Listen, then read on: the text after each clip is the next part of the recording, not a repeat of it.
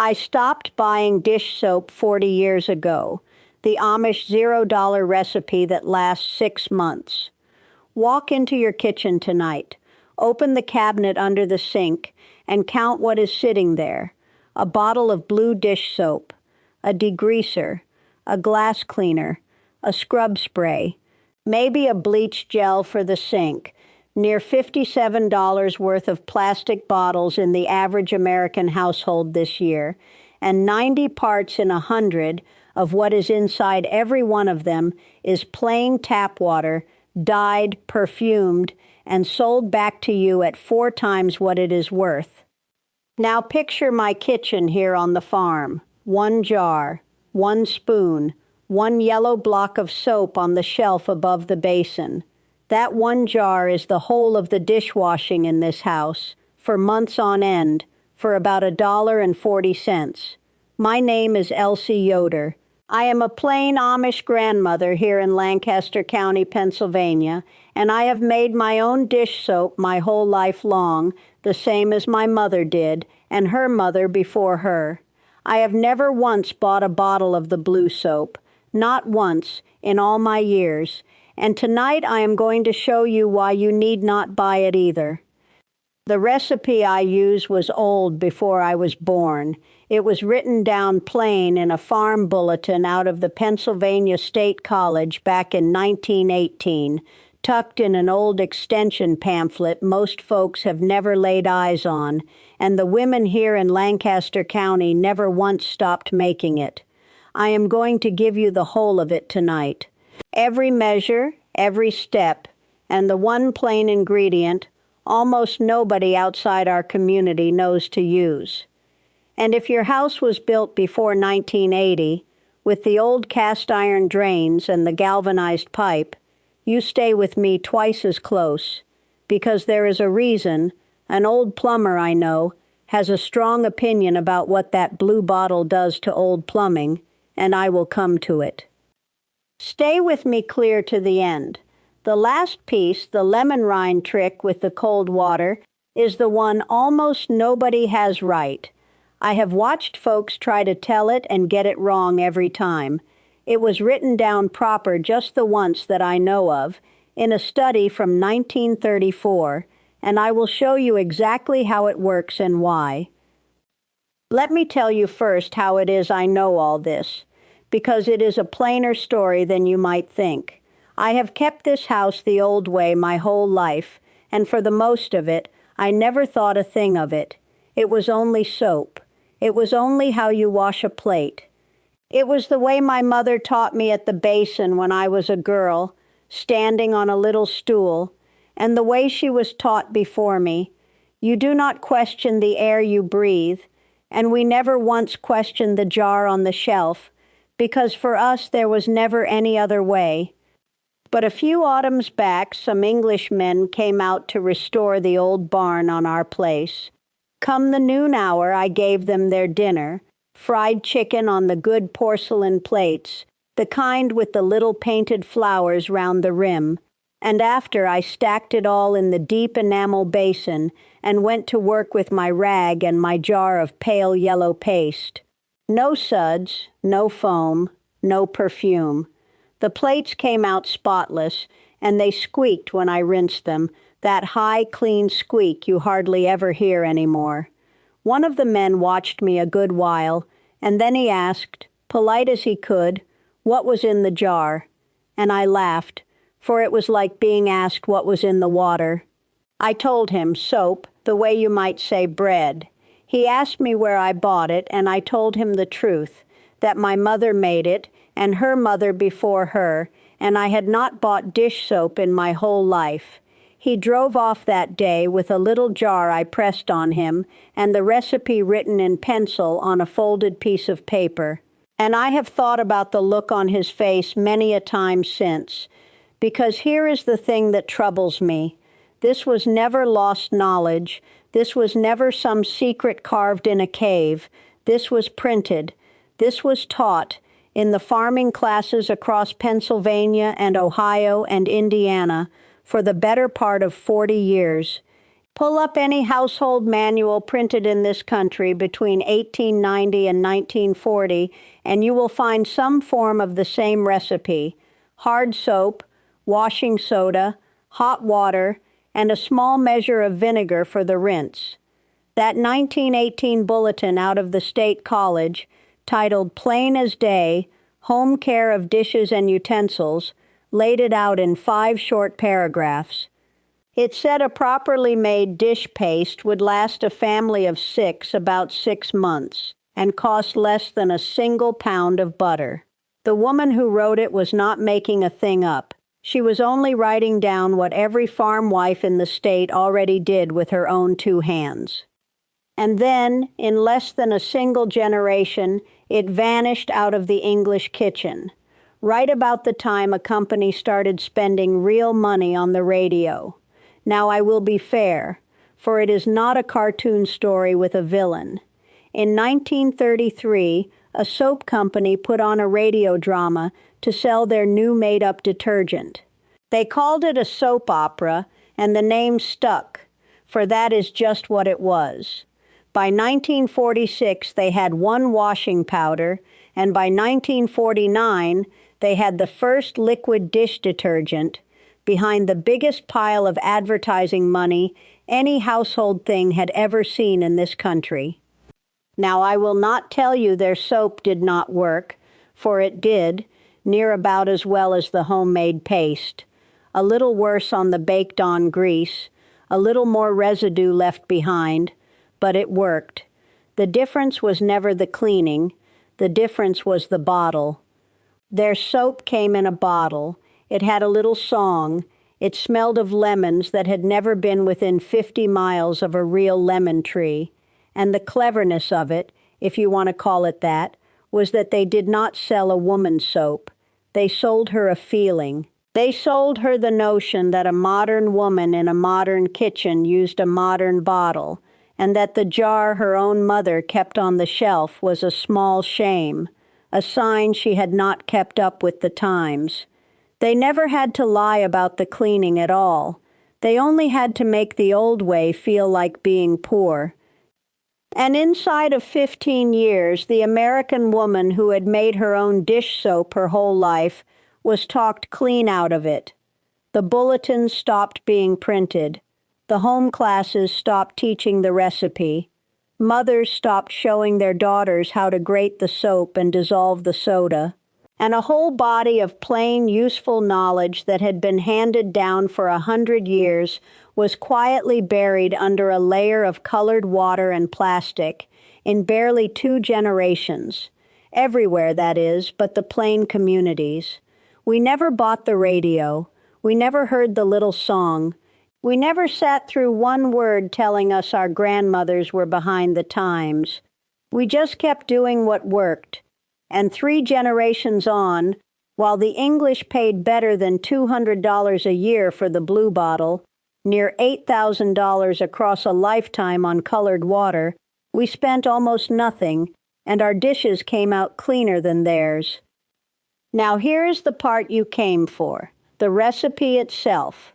You need 4 things, and you likely have 3 of them in your house this minute.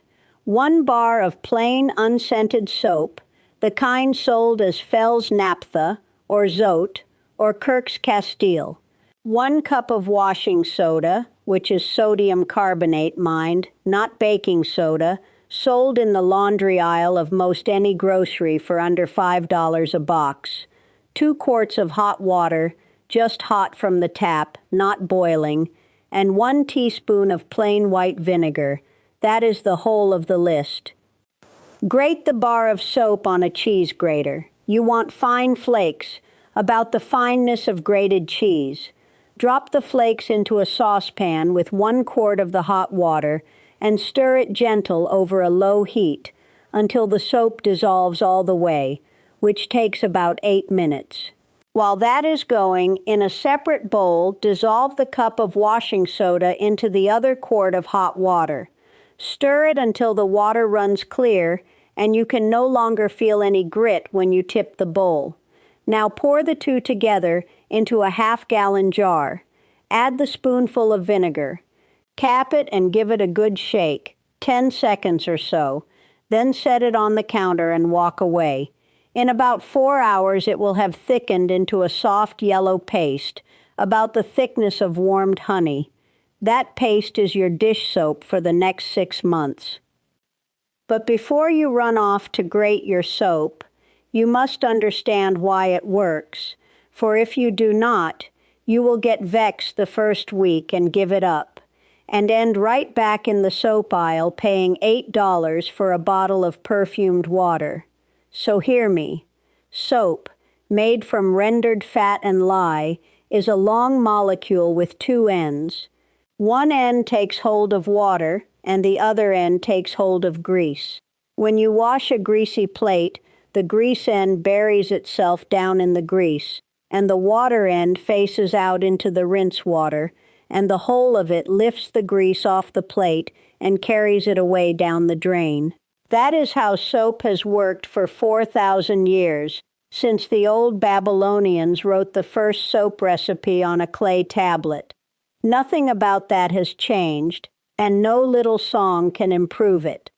Now the washing soda does a different thing, and this is the part most folks miss. Washing soda is alkaline, strong, and the water that comes out of most American taps, especially through the middle of the country, is full up with calcium and magnesium. Those minerals are the very enemy of soap. They are what makes soap leave a film on your glasses, and a chalky dust on your plates, and that slimy feeling on your hands when you think the soap will not rinse away. That slime is not leftover soap. It is soap that has bonded with the minerals in your hard water and turned to something useless. The washing soda gets there first.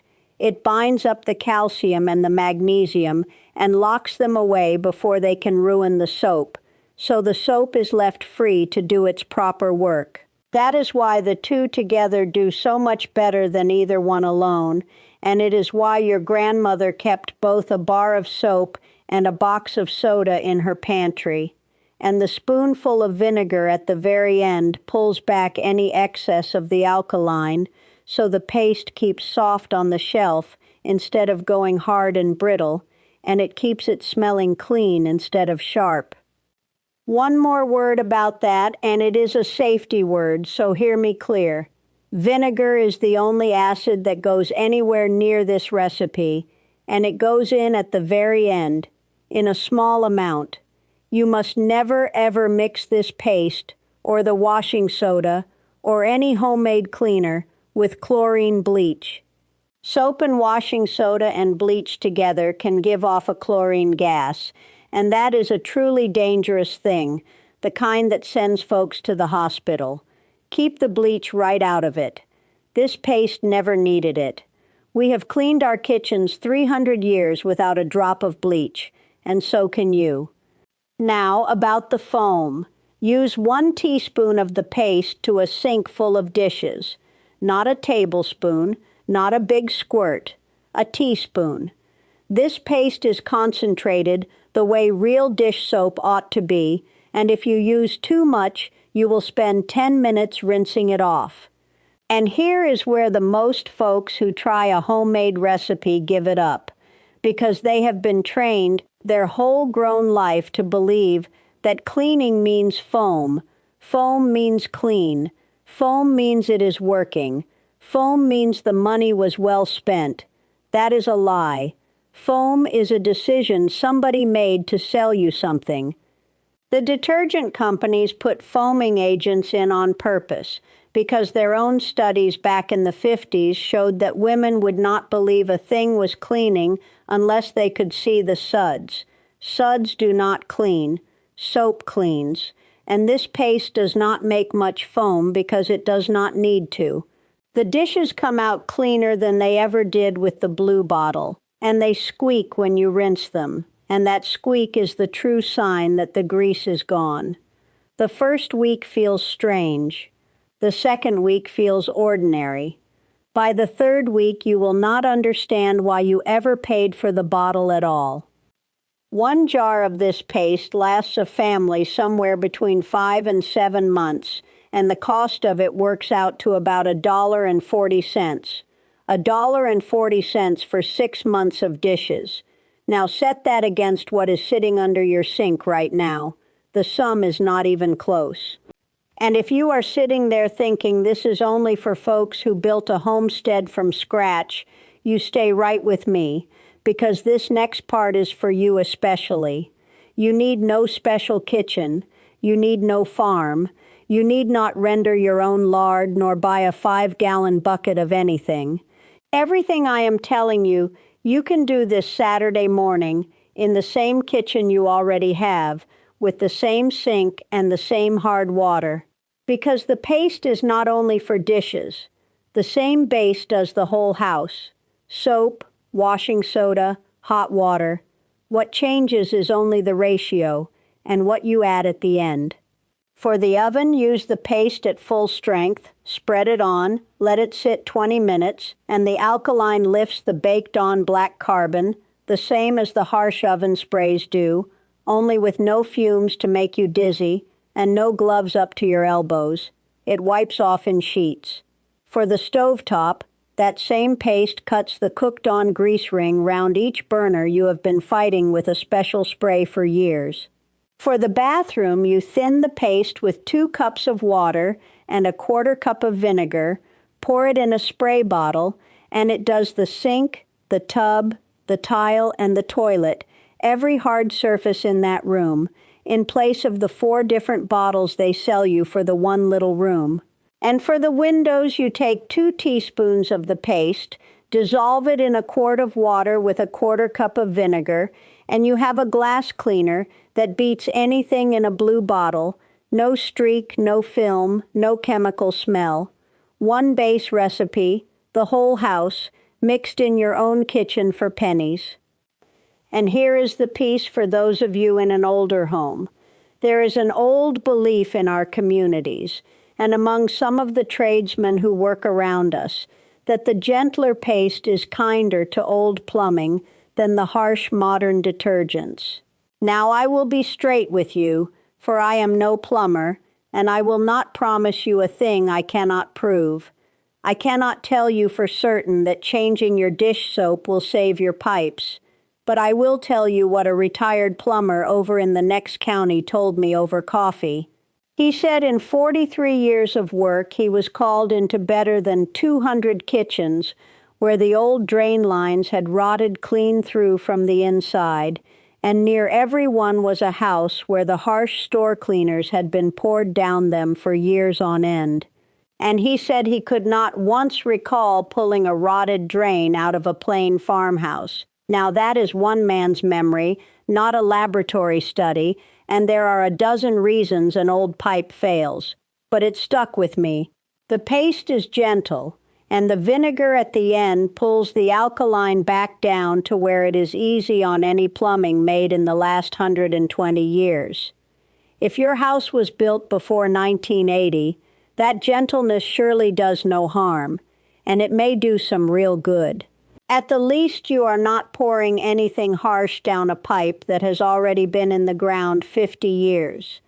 Now let me take you back to my mother's kitchen, because there was a thing she did at the end of the washing up that I did not rightly understand until I was grown, and it is the very heart of the whole matter. When the dishes were washed, she would go to a little wooden bowl on the windowsill, take up 2 thin strips of dried lemon rind, and drop them into a basin of clean rinse water she had drawn from the cold tap. Cold, mind, not hot. She rinsed the final rinse in cold water, which is the very opposite of what the English are taught. She would swirl the water with her hand, let it sit half a minute, then dip each plate in the cold rinse, one at a time, before she set it in the rack. As a girl, I thought it was for the smell. It is not. The cold lemon rind rinse is the secret. It is the piece the rest of the world has never had right.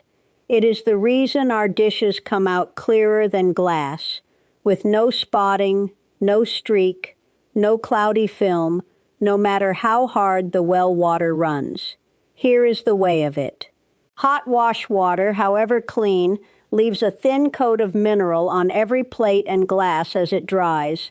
That coat is the very cloudy film you see on a glass out of a machine, the film you have spent years thinking meant your glasses were just old. It is not old. It is not dirt. It is calcium laid down fresh out of your water every single wash. Now the rind of a lemon holds an oil, concentrated in the white pith and the peel, and that oil is one of the finer natural binders of mineral there is. When you steep 2 dried strips of rind in cold water half a minute, that oil comes out into the water and takes hold of the loose calcium on the face of your dishes. And it must be cold water, for the oil comes out slow, and even in the cold, and burns off too quick in the hot. You are not only rinsing, you are drawing the mineral off the porcelain at a level your eye cannot see. That is why the dishes squeak. That is why they shine, and that is why we have never owned a single bottle of rinse aid and never once needed one. That trick was written down proper just the once that I have ever known of in a household study from 1934. A woman came through the plain settlements in those years, writing down how we kept our houses, and she talked with 73 old order women across Indiana and Ohio and Pennsylvania, and her study sat in a library the better part of 90 years. A young visitor brought me a copy of it not long ago, and there on page 19, in the part about the final rinse, she had written one sentence I have never seen anybody quote. She wrote that, of the 73 households, 69 used dried citrus peel in the last rinse. And the reason they gave her, most often in their own words, was that it makes the glass speak. It makes the glass speak. That is what we call the squeak. Now here is how you do it in your own kitchen this weekend. The next time you use a lemon, for cooking or for tea, or for anything at all, do not throw the peel away. Cut the rind into thin strips. Lay them on a bit of paper on the counter and let them dry 3 days until they go from bright yellow to a pale dusty yellow and turn stiff. Keep them in a little glass jar on the windowsill above your sink, right where we keep ours. When you have finished washing with the paste, fill the other side of the sink, or a clean basin, with cold tap water. Cold, not hot. That part matters. Drop in 2 strips of the dried rind, swirl it with your hand, and wait half a minute for the oil to come out. Then dip each dish and glass and spoon in the cold rinse before you set it in the rack to dry in the air. Do not towel it dry. A towel only puts lint and the oil of your hands right back onto the clean surface. Let it stand and let the air do it. The water sheets off clean instead of beading up, because the mineral that used to make it bead is gone, and by the time the dishes are dry, they will be clearer than anything that ever came out of a machine. 1 dried lemon rind will rinse about 40 sink loads before it gives out. 1 lemon, 40 meals.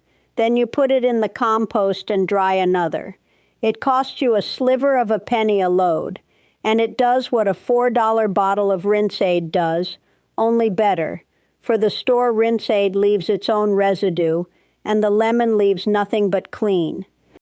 Before I let you go, there are 1 or 2 things I do not want to leave out, for they belong in your kitchen too.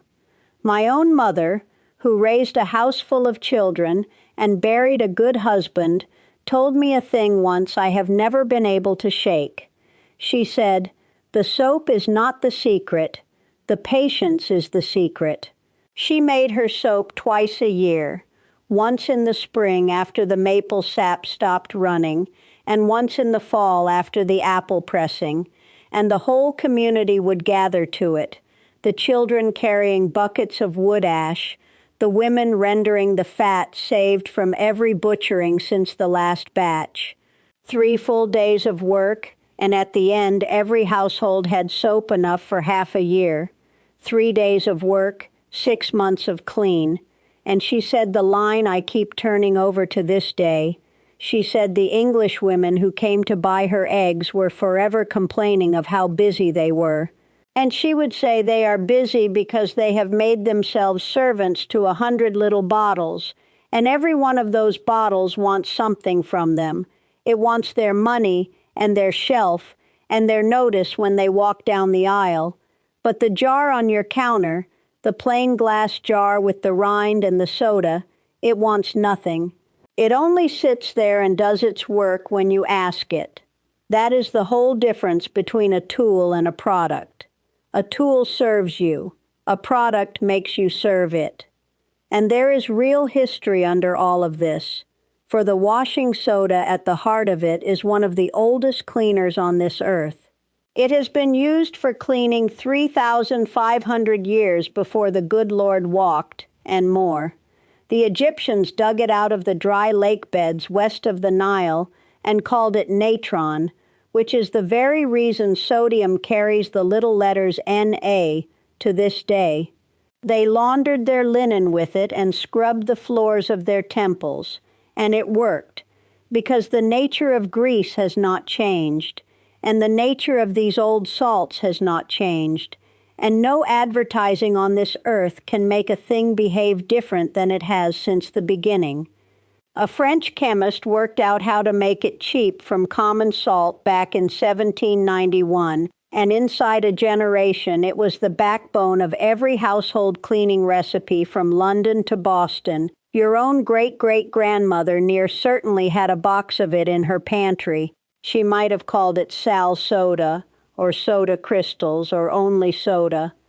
And one last plain tip, for those of you where the water runs very hard, which is the most of the middle of this country, if you see a faint haze on your glasses the first week, do not fret and do not quit. Only add another half teaspoon of washing soda to your jar. It binds up the extra calcium and pulls it out of the way, and the haze is gone.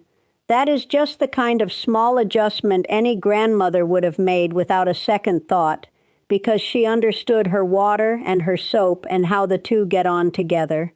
We lost that understanding for a while, but it comes back quicker than you would believe.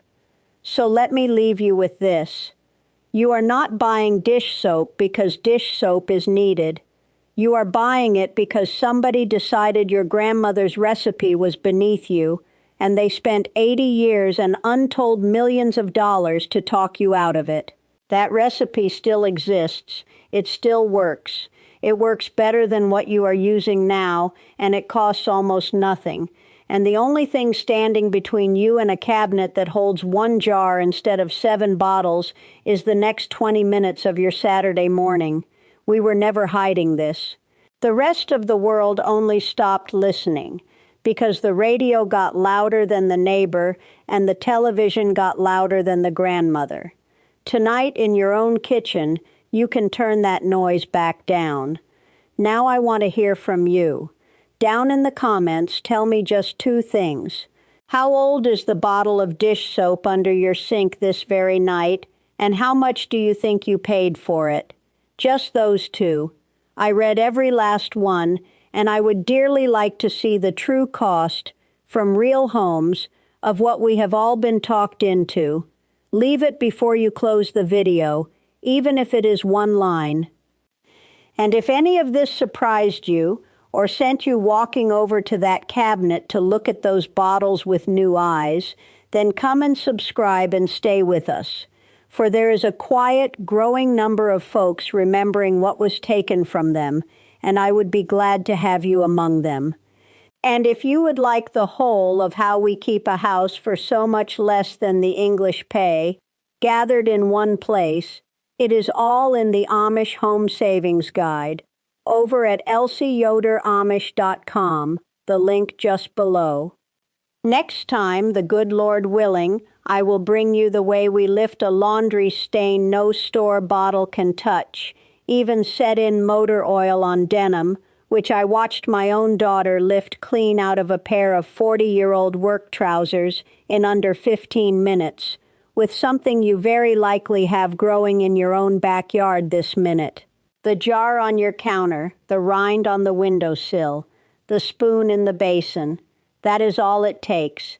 And 6 months from now, when you open that cabinet and see one clean jar where there used to be a graveyard of plastic, you will remember the evening you sat down and heard this, and you will know just when it was you stopped being a customer. God keep you all, and I will see you next time.